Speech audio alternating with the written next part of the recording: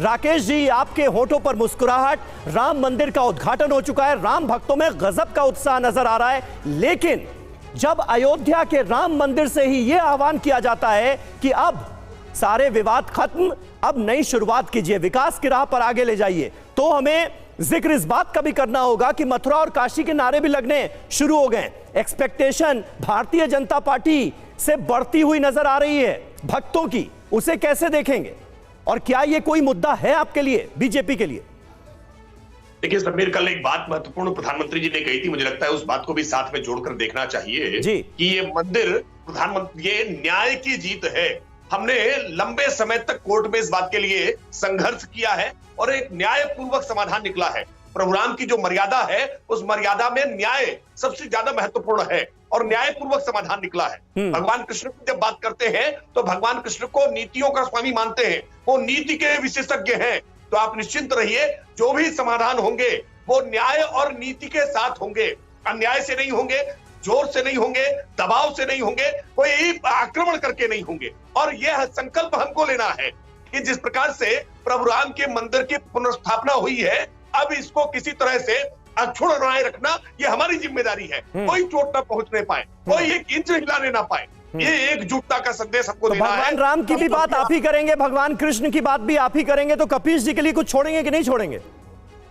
उनके तो नेता के सपने में आते हैं। मैं मानता हूं कि जो सपना अब तक देख रहे थे उसको साकार करने का समय है, और ये सपना प्रभु रामलला की जन्मभूमि को लेकर के भी हमने देखा था। आखिरकार ये स्वप्न साकार हुआ है।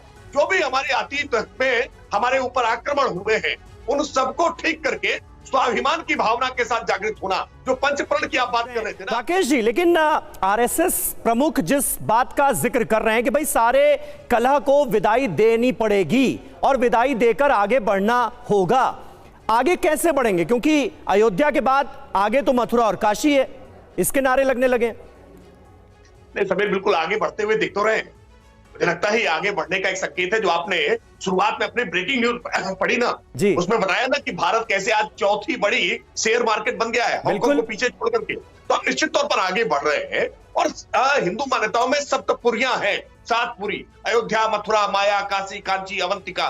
तो जो 7 पुरी है, इन 7 पुरियों को सजाने का काम निश्चित तौर पर हमको करना होगा। मैं फिर उसी पंचप्रण की बात करूंगा जिसमें गुलाबी की लेकिन आप चुनाव में जब जनता के बीच में जाएंगे तब तो आप राम मंदिर की बात रखेंगे ना लोगों के सामने। देखिए ये बात तो बिल्कुल, इसमें कोई संदेह नहीं है कि भारतीय जनता पार्टी जो कहती है वो करके दिखाती है। मोदी है तो मुमकिन है, इस बात को कहने में कोई गुरेज नहीं है। हमने कहा था अनुच्छेद 370 हटाएंगे, डंके की चोट पर हटाकर दिखाया। हमने कहा था रामलला हम आएंगे, मंदिर वहीं बनाएंगे, डंके की चोट पर बना करके दिखाया है। यानी भारतीय जनता पार्टी जो कहती है। तो राकेश जी, मथुरा और काशी को लेकर भी कुछ डंके की चोट पर कहने वाले हैं क्या? देखिए मुझे लगता है कि बहुत सारी बातें बिना कहे ही लोग समझ रहे हैं। बिना कहे सत्य के मार्ग पर हम चल रहे हैं, प्रगति के मार्ग पर चल रहे हैं।